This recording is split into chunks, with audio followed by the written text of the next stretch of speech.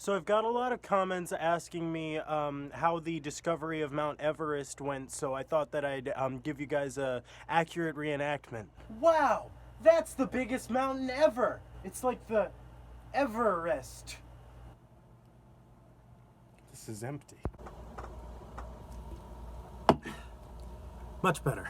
Hey witnesses, so after watching my first video, I decided that I wanted to up my production quality before I made my second video, but I decided not to do that. What do you think this is, rehab? No one's getting any better here. So please don't be expecting anything better than what you've already seen. I've been trying to update my Mac for about 3 days so that I can get a proper editing program. Let's just say progress bar, more like degress bar. Am I right, fellas? So as you can see, it's not entirely my fault.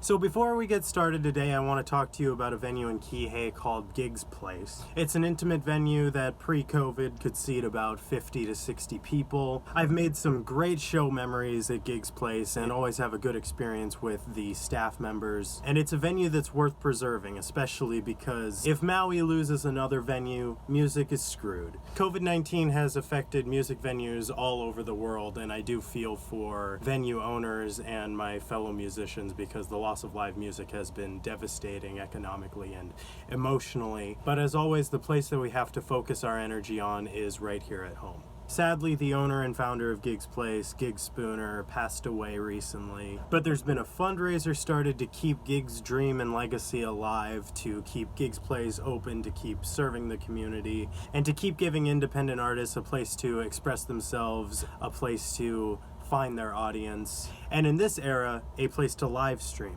Gigs Place is working on converting into a top-notch live stream studio, and I'll tell you what, I cannot wait to see what they have planned. And I think it would be a shame if these things never came to fruition. So the fundraiser link to donate to Gigs Place is in the description of the video. Donate if you can, it is much appreciated, and it's going to a good cause. Let the music play, as we've been saying.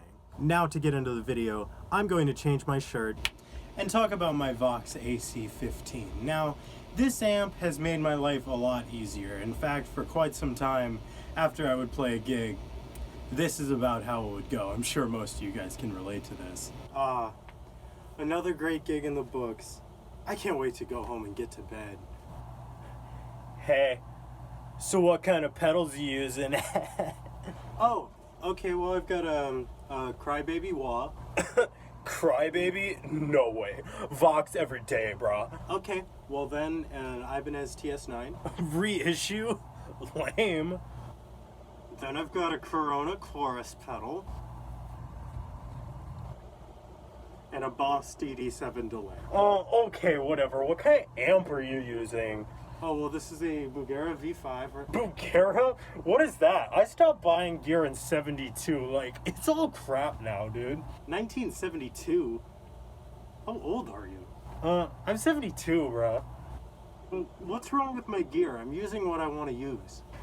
I'm afraid of things I'm not already familiar with. You know, maybe if you had something I already knew about.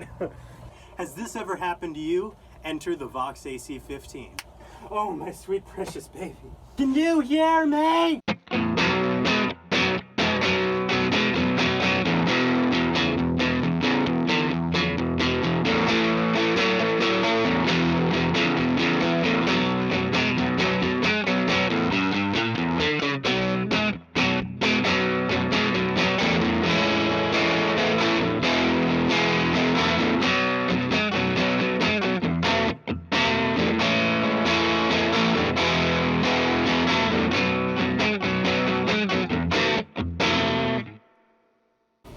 The AC15 C1 is an Eastern-made version of the AC15. These amps run about $700, which is just unbelievable to me. Unless you play metal, this amp will pretty much give you everything that you need. Now, for the kind of player I am, which I would like to describe as the edge if he wouldn't have given up on blues after Rattle and Hum, this amp is the perfect fit for me, from lightly overdriven blues tones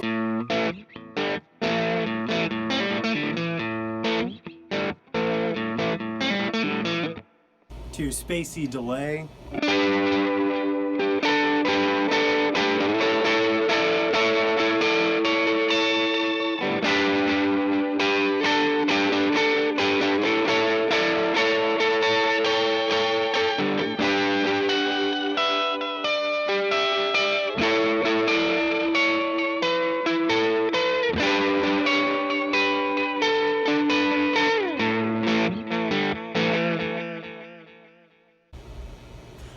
always almost feel bad for how loud I always play this amp, but the truth is there's a reason why people like Brian May play it all the way blasted. It's just one of the most beautiful sounds I've ever heard in my life, to crank the master volume and the preamp volume all the way up and just hit it with whatever you want. One of my favorite things about this amp is how you can just let the guitar do the work.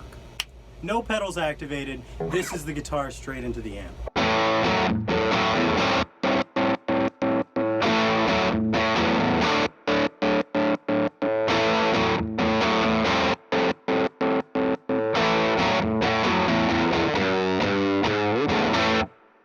If I click on the tube screamer, then we have this just howling lead tone.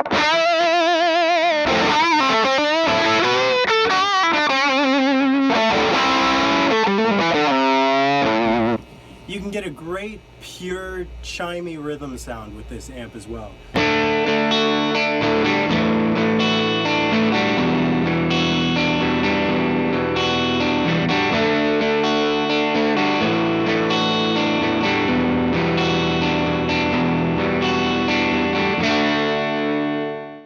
That's with the preamp volume rolled back, which is where I find it sounds best with a Telecaster. I'm not a country player, so this has all been through the normal channel, but with the top boost channel you can get a little bit more gain.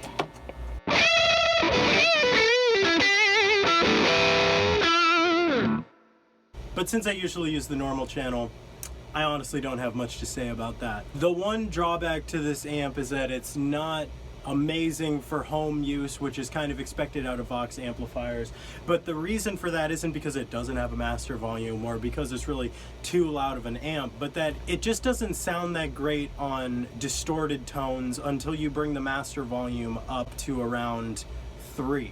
If you don't have sensitive neighbors or people living in your house, then you'll be okay. But there are quieter Vox options as well, like the AC10 or a Pathfinder or something like that. I'm totally biased because this is indisputably the best amp that I've ever owned or gotten to play with regularly, but I just think it sounds great. And I think there's a lot of stereotypes with Vox amps, like they're like they don't have enough drive, which is true for some styles, that is valid, but like they don't have enough drive or enough low end, but you just have to crank them. And obviously if you're not in a situation where you can crank an amp, then a Vox amp is not going to suit you very well.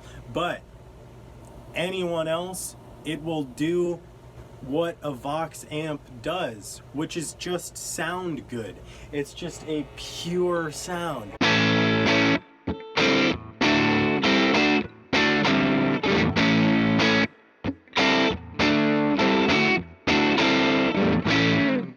It sends a little something special through my bones every time.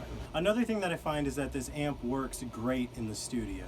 One of my favorite heavy rhythm tones is to take a Les Paul, put it through the Vox all the way cranked up and double track it and pan it left and right. And of course, as you expect from a Vox, it gives you these incredible chimey clean tones. It makes the delay pedal sound like heaven, and it's just purely good. It gives you just enough low end to make your guitar sound thick without muddying up your band's sound. And unlike a lot of tones, what you get out of here sounds just as good with the band as it does when you're on your own. And if you're still in doubt about how heavy this amp can go, I'm gonna click on the tube screamer and leave you with some King's X.